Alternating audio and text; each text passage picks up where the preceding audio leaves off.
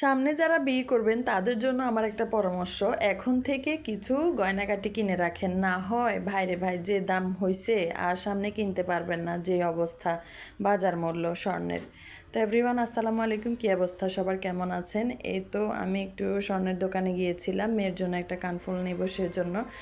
তো এই আর কি, আসলে যে দাম শুনতেছি, মানে দাম হিসেবে জিনিসগুলো আপনার কাছে খুবই ছোট মনে হবে, এত দাম এখন হচ্ছে 1,60,000 টাকা করে। তো সেই হিসেবে কিন্তু মানুষ কয় ভরি স্বর্ণই বা কিনতে পারবে? তো এই যে ছোট্ট একটা কানের দুলের দাম হচ্ছে 25,000, 26,000। তো এইটা যদি 26,000 টাকা হয় তাহলে কি কিনবে মানুষ স্বর্ণ? তো আমি আরেকটা হচ্ছে এই আংটি নিয়েছিলাম মেয়ের জন্য। তো ওটার আমি একটা স্বর্ণ দিয়ে নিয়েছিলাম, প্রতিটা ক্যাশ টাকা দিয়ে নিই নাই। তো এটা আর কি, আসলে সবার জন্য আমার একটাই কথা যে আসলে কিছু গয়নাগাটি কিনে রাখাই ভালো, যাদের কাছে অ্যাবিলিটি আছে। টাকার আসলে মান থাকে না, টাকা একসময় মান আপনি পাবেন না, কিন্তু স্বর্ণের রেটটা আপনি পরবর্তীতে অবশ্যই ভালো পাবেন। আর তো যারা আসলে বিয়ে শাদী করবে তাদের জন্য খুবই টাফ হয়ে যাবে, আসলে কিছু বলার নাই, এত চড়া দাম। তো আগামী 1-2 মাসের মধ্যে নাকি 2 লক্ষ টাকা হবে, তো ভাবা যায় কি অবস্থা দেখেন। তো আসলে যারা মধ্যবিত্ত, যারা বিয়ে শাদী করবে বা করাইতেছে, আমি মানে তাদেরকে বলবো যে আসলে মেয়ের বাবা মারা এত চাপ না দেওয়াই ভালো, কারণ বর্তমানে অনেক দাম জিনিসের। তো সেই হিসেবে আসলে স্বর্ণ একটু চাপ কম দেওয়াই ভালো। তো এমন এমন ফ্যামিলিতে আছে আসলে বলে যে না, এরকম এত ভরি স্বর্ণ না দিলে বিয়ে দিবে না।